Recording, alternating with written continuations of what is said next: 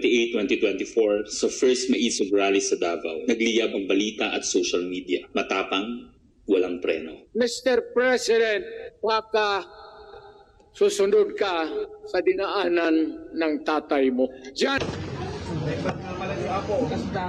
Ay, Ilocano na gayan. Mayroong whistleblower. Ayan na. So may whistleblower. According to this whistleblower, siya yung napag-utusan ng housekeeper/katiwala ni Mrs. Marcos na mag-withdraw ng gold deposits. Nakaw na yaman. Kung meron po talagang 100 billion at 350 tons na gold, dapat po yan mapunta sa mga Pilipino sa libreng gamot at libreng paggamot, sa libreng edukasyon. Di kami natatakot sa katotohanan. Boses ng masa aming pinapakinggan. Jomalon TV, isu ng bayan. Ating pag-usapan. Tunay na balita, walang kinakampihan. Sumasalamin sa katotohanan lamang para sa mamamayan. Totoo ang laban, hindi puro drama, di rin chismisan. Lahat ng tanong may klarong kasagutan. Kasama ka dito sa diskusyon, boses mo may halaga sa solusyon. Laging alerto, mapagmatsyag, truth ang hanap. Di kami natitinag, walang palusot, walang dayaan. Tunay ang serbisyo, diretsong usapan. Jomalon TV, issue ng bayan. Ating pag-usapan. Tunay na balita, walang kinakampihan. Sumasalamin sa katotohanan lamang para sa mamamayan. Totoo ang laban, walang kulay, walang kampi. Balita, talakayan, katotohanan para sa bayan. Alright, good morning po sa inyo lahat mga kayon. Welcome back pa rin syempre dito lang sa Joe Malone TV. Nagbabalik po ang Joe Malone TV para sa programa natin na Issue ng Bayan. Ating pag-usapan, i-shoutout muna natin lahat ng mga members natin dito. Si Ma'am Queen O, Sir Larry Milagros Chan, Lorna Tobera, Florina Dacumos, Rose Enriquez, Mary Jane Tabuada, Dina Mahos, Bongo, Ma'am Lorna, Danny Ubaldo, Manik Sangko, pati na rin si JU Production. At yung mga viewers natin abroad, yung mga OFW natin, maraming salamat po sa inyo. Pati na rin yung dito sa Pilipinas, Luzon, Visayas, Mindanao. Isang huge mega love shoutout sa inyong lahat. At paki-double check naman kung nakasubscribe na kayo. Kung hindi pa naman, paki-subscribe na lang. At medyo lang naman. Sina-shadow ban na naman tayo ni YouTube. Ano na naman yan? Pangapaka mo, lagi mo lang ginagawa sa akin ito.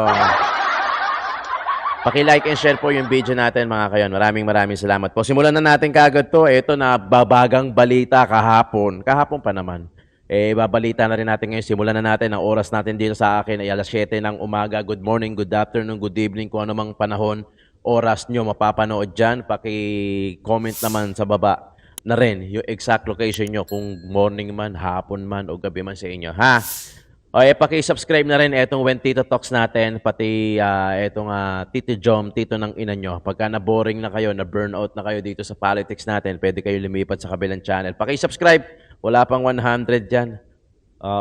Okay, simulan na natin yung kumakalat na balita. Napahapyaw ko na to kahapon, pero ito mas detalyado. Iba't ibang resources yung pinagkuwaan natin, pero makikita nyo na meron silang common denominator at nagtutugma yung mga kwento nila. Okay? Ito yung allegedly na yung ginto na pagmamayari ng Marcos family. Mas maganda siya magkwento tapos bigyan natin ng reaction. Philippine Marcos family reported for money laundering in Hong Kong. Taiwanese businessman Mr. Pen submitted evidence to the Anti-Money Laundering Department of the Hong Kong Monetary Authority in Hong Kong on the 14th of this month, reporting that the Marcos family of the Philippines was engaged in money laundering activities in Hong Kong in the name of bulk gold transactions, the amount of which was extremely huge. Mr. Perm said that the Hong Kong Monetary Authority has filed a special case. This case involves a large amount of gold trading. The whistleblower has obtained evidence of a batch of 350 tons of transactions and obtained information on 18 bank accounts of the Marcos family around the world, involving deposits of more than 100 billion USD. Imelda Marcos, wife of former President Marcos, authorized her housekeeper Indito to act as the seller through different shell companies to sell gold to several European and American companies from 2006 to 2011. The transactions were arranged by the private banking department of HSBC in Hong Kong, and the whereabouts of the cashed funds are unknown. More than 10 middlemen involved in the transaction Grabe naman. came from the United States, Australia, Japan, South Korea, Taiwan region, and the Philippines, and Mr. Hearn was one of them. According to Mr. Firm, the Marcos family has held a huge amount of gold since the 1990s, far exceeding the normal commercial or personal holding scale, and has failed to provide proof of legal origin. The source of the gold is questionable, and there is sufficient reason to suspect that it is ill-gotten gains. Grabe. According to Hong Kong's Anti-Money Laundering and Counter-Terrorist Financing Ordinance, CAP 615, anyone handling large amounts of property must perform due diligence obligations and to ensure that the source of the property is legitimate. The family failed to fulfill this obligation and is suspected of violating the law. Okay, ito yung Grabe, di ba? Ayan na. Ayan na sinasabi natin. Bago tayo pumunta rito sa live ni Joey, nagsisimula na yung karma nyo. Lahat ng ginagawa nyo, babalik at babalik din sa inyo. Baka akala nyo natutulog ang Diyos. Hindi natutulog ang Diyos. Tignan mo tignan mo nangyayari sa inyo, sa mga diyan kay Baby M. Di ba? Unti-unti na. Pinagkanulo na siya ng kapatid niya. Tinabla na siya ng kapatid niya na si Senator Amy. Di ba? Nag-file na ng kaso eh. Di ba? Nag-file na ng kaso. Siguro kung di dahil kay Senator Amy, hindi natin malalaman na group efforts pala yung ginawa na yun. Siguro questionable pa rin. Di ba? Maraming salamat pa rin kay Senator Amy. Dahil sa effort niya, kung naman yung intention niya, bumababa man yung rating niya according sa iba, siguro sumisip-sip siya kay BP Inday Sara o tumatanaw lang siya ng utang na loob dahil magkaibigan sila ni BP Inday Sara. Regardless naman eh. Di ba? Kung tutuusin, regardless naman. Pinail niya na yung kaso kahapon. Meron tayong video dyan. Patunay lang na talagang wala na. Wala nang patutunguhan tong administrasyon na to. Piling ko yung whistleblower na magpapabagsak eh. Although allegedly pa lang naman to, kaso pa lang naman kasi huge amount eh. Sa Hong Kong, actually kahit sa ibang bansa din, pagka meron kang mga malalaking transaction na kaperahan, eh medyo questionable yan. Wala naman, kung sa'yo naman talaga, wala naman problema. Kung talagang pag-aari mo yan. Pero kumbaga yung proseso lang na bakit ang laki ng pera mo, ang laki ng paari-ariya mo, questioning ka lang naman. Pero pag ipapakita ka mga dokumento, dilusot ka. Di ba? Yan ang napapala nyo. Di ba? Dahil ginagawa nyo yung sa kay Tatay Digong, di ba? Maraming nakasuhan doon sa group efforts. Pero yung talagang mastermind, questionable at hindi pa rin nababanggit hanggang sa ngayon. Hanggang sa ngayon, di ba? Pakinggan natin itong usapan nila Joey Divin sa kanila Atty. Trixie. I-reiterate ko na rin lang mamaya dun sa next na live. Ito yung sinasabi sa Hong Kong. Based on 2 or 3 articles, hindi sa kasi it's all in Chinese. Eh. So basically, ganito yon. Mayroong whistleblower. Ayan na. So may whistleblower. According to this whistleblower, siya yung napag-utusan ng housekeeper/katiwala ni Mrs. Marcos na mag-withdraw ng gold deposits sa Hong Kong. Gold deposit. So yung deposits na yun, over a period from 2006 to 2011, withdraw yan. Tapos, hindi siya binayaran ng komisyon. Okay lang. It's your live. Hina-hijack ko lang. So, hindi siya binayaran ng komisyon. Kung kaya't, ito na nga, nagsumbong siya sa Hong Kong Monetary Authorities. At itong monetary authorities ng Hong Kong has opened an investigation into it. So, investigation pa lang po ito, hindi po ito action na case. Pero umalingasaw na given the identity of the persons being investigated and the amount of gold that is supposedly in question here. Grabe, 350 tons. of gold itong pinag-uusapan natin dito ha. Hindi lang to per More kilogram. than 300 or 350 ilan ba? Tons Tons. of gold. Ang pinag-uusapan dito. Yes. Attorney, the way they are reported kasi yung parang Parang very, yung the evidence are irrefutable. Kasi yung monetary authorities to even open an investigation must be based not on hearsay but on actual documents. So documents talaga pagdating sa pera at saka sa mga ano. Unless, di ba, Ibig sabihin, may you nakita catch them talaga in the sila act. na, oo. May nakita talaga silang something. We're not saying may guilt or anything na pinag-uusapan dito but enough evidence to merit the opening of an investigation. And Yun. yung Hong Kong Monetary Authorities, ano yan masinop yan sa mga ganyan kasi there was a time, for a long time, ang China, hindi siya member ng International Anti-Money Laundering Council. Ang tagal, bago sila pumayag. For a long time, ano lang sila, parang probationary pang applicant. Ang po kasi is matagal siya na it's really known as a financial fraud. Yes. So sanay sila sa mga kaperahan sa mga transaction na ganyan. Correct. So yung they want to protect their reputation as the banking industry and so on. Among other things na lalong-lalo na pagdating sa money laundering. Dahil ang tagal nila bago sila sumali, once sumali sila, all in na sila in order to be able to protect their standing in sa world situation pagdating dito sa mga transference of money, etc. And so, so exciting siya and worth watching. Ang importante dito is may open investigation. Now, may mga nagtatanong, immune ba from suit ang presidente from something like this? Unfortunately, he is not immune from international suits, particularly if the jurisdiction is not in the Philippines.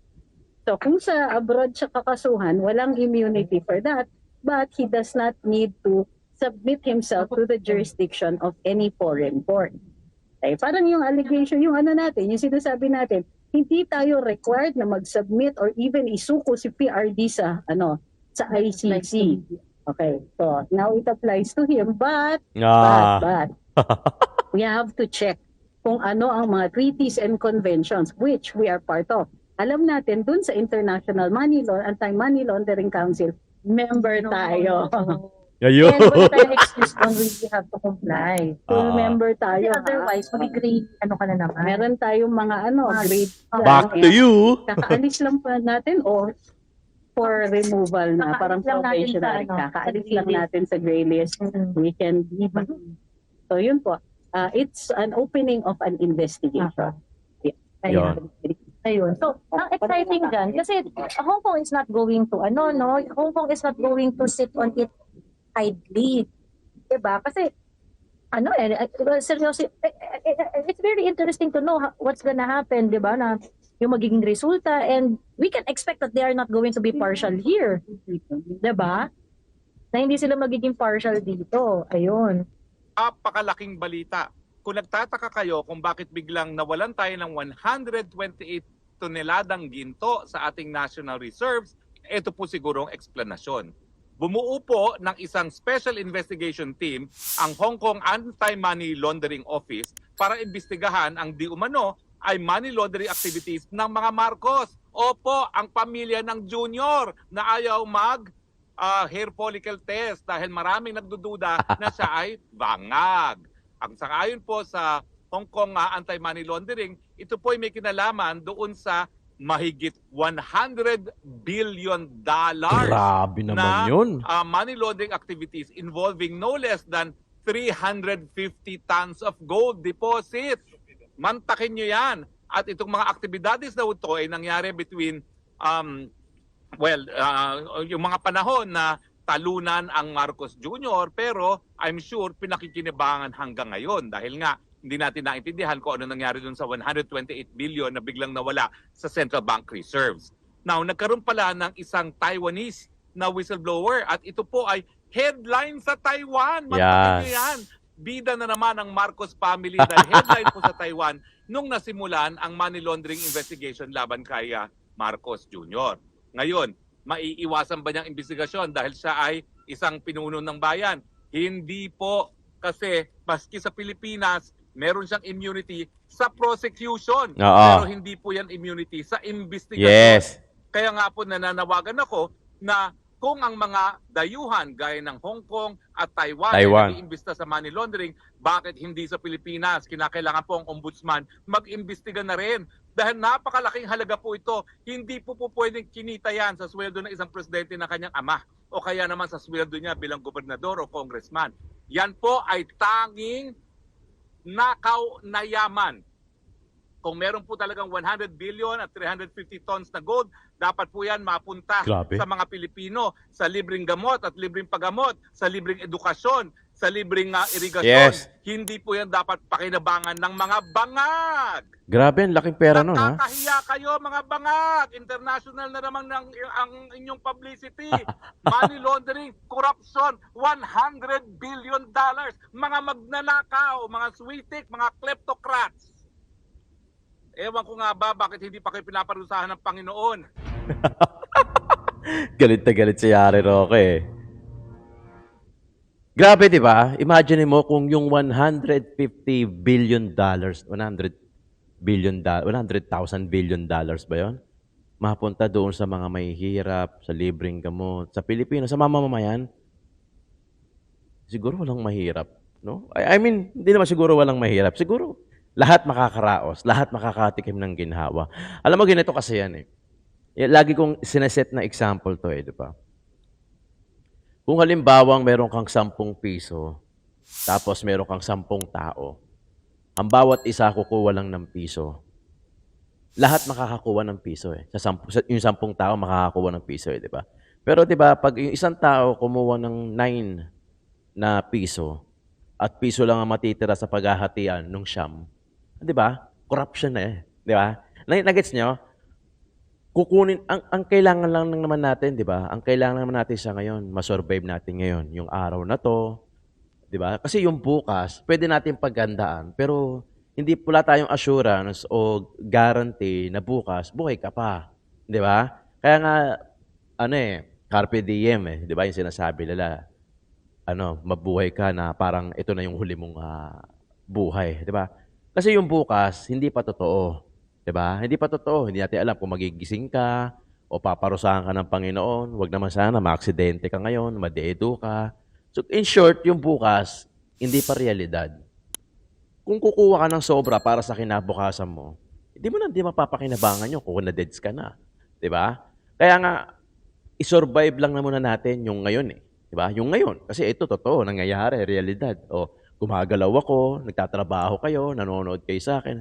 Realidad yun. Yung bukas na iisipin nyo, hindi pa siya tunay, hindi pa siya reality. Diba? Kaya nga kung kukunin mo lang, kung poproblemahin mo lang muna yung ngayon, siguro wala magwo-worry na tao. Diba? Diba? Nagigets niyo ako? Kasi lagi nyo tatandaan na yung pagwo-worry, isa na to sa mga pinakamalaking kasalanan. Bakit? Kasi parang pinagdududahan mo yung kakayanan ng Panginoon. Diba? Bilang tao, ikaw, magwo-worry ka kasi ano kayang kakainin ng pamilya ko bukas? Ano kayang pera ko bukas? Hindi pa nga totoo yung bukas. Hindi ka pa nga sigurado kung buhay ka bukas eh. Di ba? Kumbaga, kunin lang natin, i-survive lang muna natin kung ano yung ginagawa ng gobyerno natin. Di ba? Kumukuha sila ng sobra, kinukurap nila, ilalagay nila sa bulsa nila, bibili sila ng bahay sa ganito, sa ganyan, mag-i-imbak sila ng pera, mag-o-open sila ng bank account sa ibang bansa, hindi pa meron na yan sa Pilipinas, meron pa rin yan sa ibang bansa. So, kinuha na nila, yung kinurap na nila, yung dapat na mapunta doon sa ibang tao. Kumbaga, sila yung isang tao na kumuha ng 9 na piso. Tapos, ang tira na nila piso doon sa 9 na tao na paghahati-hatian. Tapos, yung iba doon na magkukurap pa. Kukuha pa ng sobra doon sa piso. Diba? Can you just imagine that? Talagang pag nakurap ang isang tao, isang tao pa lang isang politiko pa lang, kinuha niya na yung pera na yung pondo, wala na mangyayari. Kawawa naman yung taong matitira na dapat umaasa doon sa pondo na yun. Isang tao pa lang yung pinag-uusapan natin eh. Yung sa Quadcom, group of team efforts yun. Group of group of corrupt people. Di ba? Na, alam naman natin yan, Diyos ko naman, puta, harap-harapan na nga. Di ba, sabihin kasi nila, sinasabihan mong corrupt, di ba? Putya, alam naman natin yan, di ba?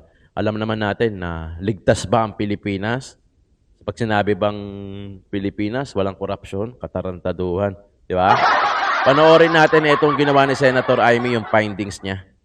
Saka yung pagpasa niya ng complaint. Habang nagpapatuloy ang unang pagdinig, tumanggi si DILG Remulla na magsalita. Tanungin siya tungkol sa panayam kay Pinky Webb, kung saan sinabi niya na group effort ang pag-aresto at in-invoke pa ang executive privilege samantalang lumabas na sa media. Una, tinawag niyang chismis ang pahayag. Ngunit nang mabisto, tinulungan na lamang ng kapatid at sinabing executive privilege na nga. Isa pang malakas na sandata ng administrasyon upang pigilan ng komite ang pagsisiwalat ng katotohanan ay paggamit ng tinatawag na sub-judice rule. Halimbawa, nung mahuli si General Torre na nagbibigay ng maling pahayag tungkol sa pagmamadaling ilipat si PRRD sa Hague dahil daw sa Article 125 ng Revised Penal Code, ngunit nung ipunto na yung Revised Penal Code, Article 125, ay para lamang sa warrantless arrest, bigla niyang ginamit ang sub-judice na naman. Isa pang indikasyon sa pagtatakip ng administrasyon ay ang blanket invocation ng executive privilege ni Executive Secretary Bersamin upang pagbawalan lahat ng opisyal ng ehekutibo dumalo sa ikalawang hearing noong 3 ng Abril. Mas lumala pa ito nang sa hindi pangkaraniwang hakbang, tumanggi ang ating Senate President na pumirma ng mga sabpina noong araw na yon. Bagaman dumalo mga opisyal sa 3 pagdinig noong 10 ng Abril, ginamit pa rin ang executive privilege sa mga susunod na isapin. Kung sino-sino nag-utos ng pag-aresto, kung sino ang nag-utos ng paglipat niya sa Hague, at kung paano nakuha ang eroplano na ginamit sa paglipat. Hindi nagtapos ang cover-up sa pagdinig dahil alam din natin na matapos yon pinalaya si Ambassador Lacanlilao at hindi na naman pinirmahan yung mga sabpina. Matapos ang pag-aresto kay PRRD, lumakas ang pro-Duterte sentiment at bumagsak ang trust rating ng administrasyon. Ayon sa isang mapagkakatiwalaang source, naglunsad na ngayon ang administrasyon ng isang communication plan upang ilihis ang atensyon ng publiko patungo sa mga issue ng West Philippine Sea at di umanong disinformation ng mga tinatawag na China trolls ng kanilang embassy. Kaya asahan natin na ito ang magiging balita sa mga susunod na araw. Hindi inaasahan ang political backlash sa pag-aresto sa dating Pangulo, kaya ngayon sinusubukan nilang kontrolin ang sitwasyon sa pamamagitan ng pag-focus sa West Philippine Sea, pagsisi sa China, at sa huli ay iuugnay ang pagtaas ng suporta kay Duterte sa sinasabing kampanya disinformation ng China. So una, may duda tayo na politically motivated. Ikalawa, whole of government ang nagamit dito na talaga naman comprehensive itong planong ito. At ikatlo, ang mga posibleng managutan ng criminal and administrative charges. At iminumungkahi namin na imbestigahan ng Office of the Ombudsman ang mga sumusunod. Una, si DOJ Secretary Remulla maaring managot sa violation of RA 3019, Anti-Graft and Corrupt Practices for sanctioning an invalid administrative arrest against the former President in contravention of the ruling of the Supreme Court in the 2023 case of immigration versus Juan Wenle. Patay na kayo. Liwanag na napakadaming kondisyon, kwalifikasyon at requirement na isinaad ng ating Korte Suprema doon. Ikalawa, usurpation ng DOJ ng judicial functions. Kahit hindi sila korte, naghahatol sila na halos sila ang naging husgado. Ikatlo, grave misconduct and conduct prejudicial Nilaglag na talaga ni Amy, no? Ikalawa, Baka managot din si General Romel Francisco D. Marbil, ang Chief PNP, sa arbitrary detention, Article 124 ng Revised Penal Code. Violation of RA 3019, Anti-Graft and Corrupt Practices for inducing or persuading General Torre to perform an act in violation of laws, rules, and regulations or an offense in connection with the official duties of the latter. Grave misconduct and conduct prejudicial to the best interest of public service. Andito rin sa mga nakalista at ayon din sa payo ni dating Supreme Court Justice na nagpayo sa atin na malahil si SILG Secretary John Vic Remulla Dawit ay din yan. maakusahan din ng arbitrary Yun. detention katulad nung iba. Violation of 319 for inducing General Torre and Marbil to perform an act in violation of the Constitution and our laws. Ikatlo, grave misconduct and conduct prejudicial to the best interest of public service. Ang ikaapat na maaring patawan din ng kaso ay si General Nicolas Torre. Yan! Maaring managot sa arbitrary detention. 2 counts of arbitrary detention, not only against the former president, but also against former Executive Secretary Medjaldea.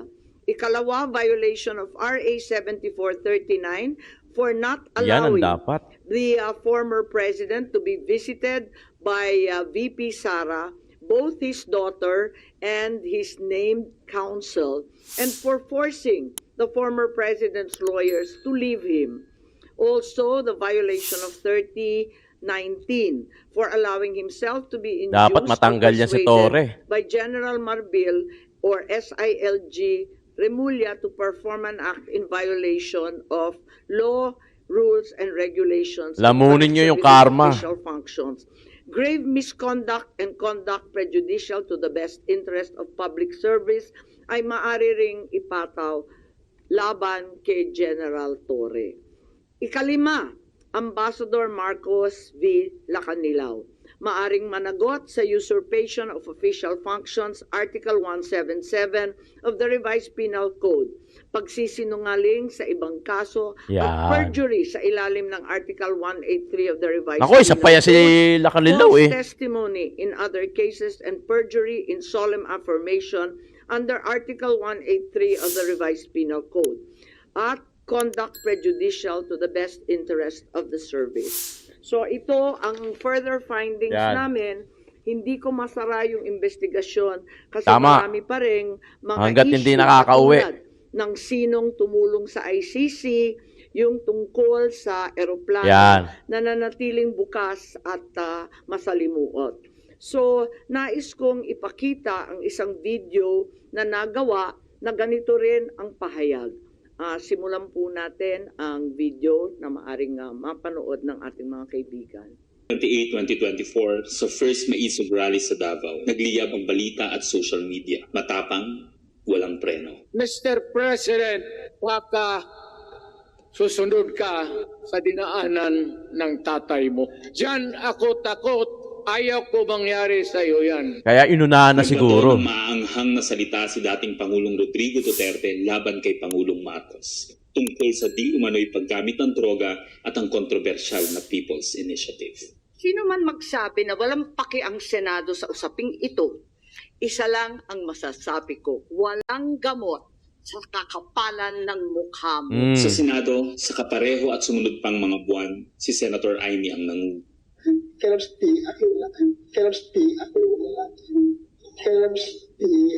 Siya ang unang nagtawag ng pansin.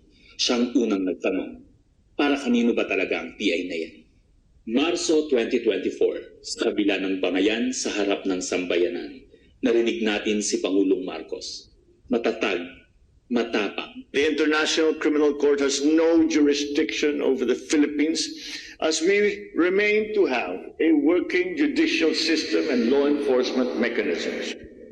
Walang jurisdiksyon ang ICC sa Pilipinas. Sa sabong, nagpagpag siya ng balahibo. Ang hindi natin alam, paghupa ng alikabok ay nagsimula ng ilatag ang plano para muling sumaki sa Yun. ICC. Kaya pagtungtong Mayo, tahimik ngunit mabilis ang galaw. Isinumite ng DOJ ang legal brief para sa posibleng pag-aresto kay FPRRD. Isang pagtataksil na walang nakapansin. Galing. Hulyo, pumutok ang balita. Nagbitaw si VP Sara bilang DepEd Secretary.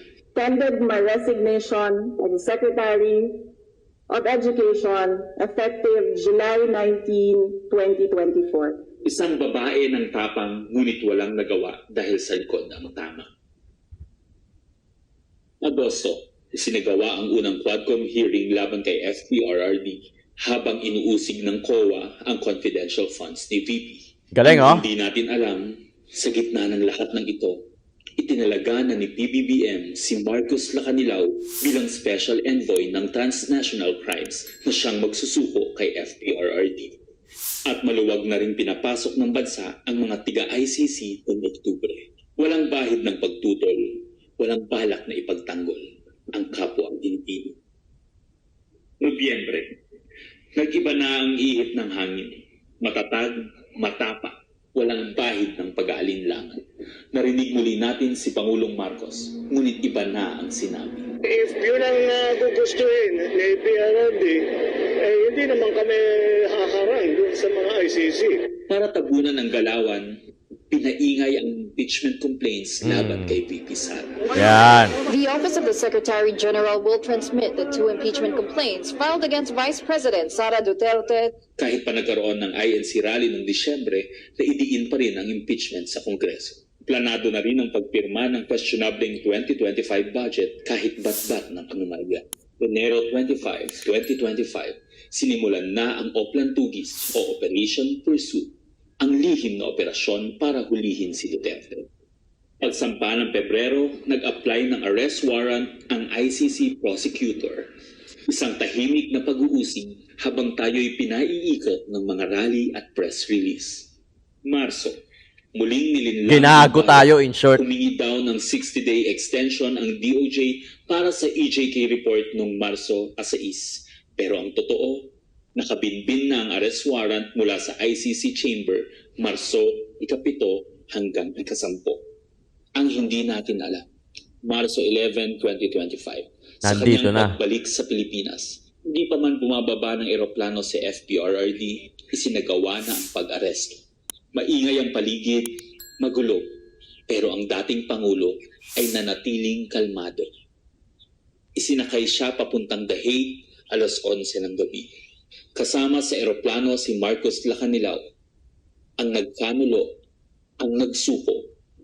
Pero kanino ang sisi? Sa mga utusan o sa nag-utos? Managot ang dapat managot, nakalatag na. It's a request to the Philippine government from Interpol enforce the arrest warrant. Galing, ang linaw nito. And we have commitments to them. Ayaw nila ipagpatuloy ang pag-iimbestiga. Maliwanag na ang buong administrasyon na ito mula sa pinakataas hanggang sa galamay. Nagplano. Yes. Ikaw ho ba nagplano ng lahat ng ito? Hindi naman. Yabang pa, no? Group effort, Secretary Chodoro was there, Secretary Anyong was there too, and the President. Ah. Nagsakatuparan.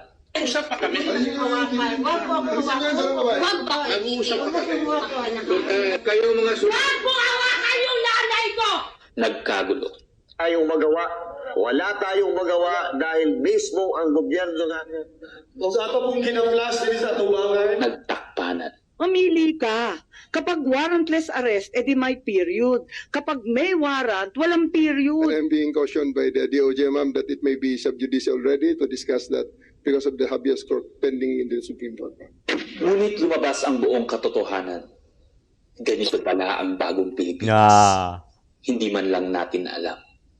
Tahimik ang pagtataksil. There was no red notice and what was issued was Tahimik merely na a pinlano. diffusion. Tahimik ang pagwasak. Paliwanag mong maigi, representative ka ba ng Pilipinas or representative ng Interpol? Pipili ka lang. represent ko po ang Interpol NCB Manila. So mali itong papel na to. Harapan ang pagtalikod. In short, binudol at ginago tayo. Niloko tayo. Di ba?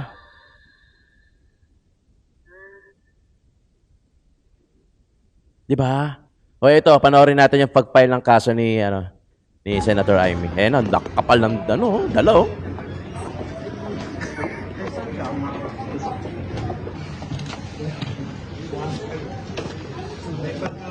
Basta met, ay Ilocano met gayam. Tagasangga.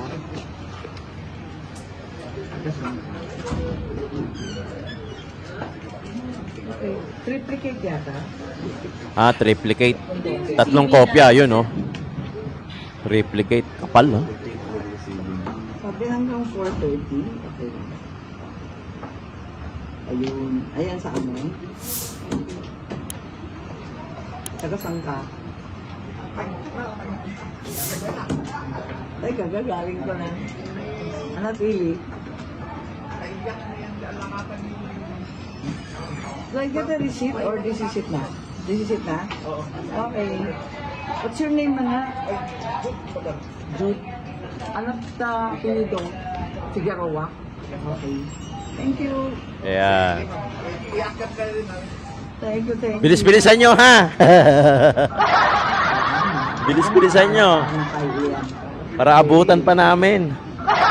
Na makapag-celebrate naman. Maraming matutuwa.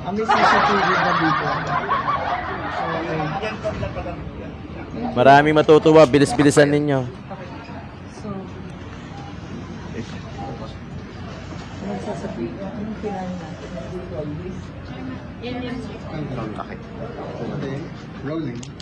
Okay.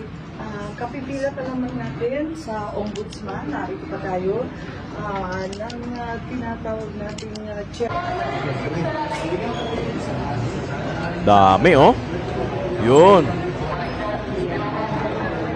Sana bilis-bilisan nyo. Sana mabilis ang proseso na makulong na yung dapat makulong at managot na yung dapat managot at maabutan naman natin.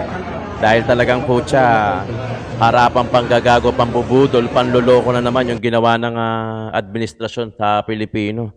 'Di ba? Yung pagkakanulo, yung pagsuko nila sa dating presidente, putya, yung pala ang kapalaran. Pagka ganun, wag na tayong maging sana yung iba, wag na umasa maging presidente kung ganyan lang din. 'Di ba mga kayo?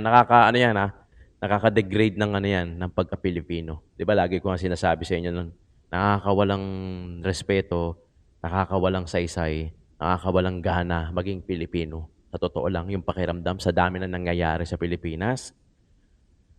From the moment na, ang haba, Diyos ko, hindi ko na maisa-isa. Yung GAA, yung 350 tons, yung pagkanulo kay Tatay Digong, ang dating presidente ng Pilipinas, pinagkanulo, pinasuko ng ganun-ganun lang, na meron naman tayong effective proseso dito sa atin. Bakit kailangan ICC pa? Di ba? Kung kaya nilang gawin sa former president ng Pilipinas yun, how much more sa mga congressmen, sa mga mayo, sa mga simpleng tao in short. Di ba mga kayon? Nakakawalan ng respeto. Pero kahit pa paano medyo lumilinaw naman At alam naman natin talaga kung sino talaga may mastermind. Hindi lang maituro. Di ba mga kayon? Maraming salamat. Marami pa tayo i-upload sa Issue ng Bayan ating pag-usapan. Joe Malone TV.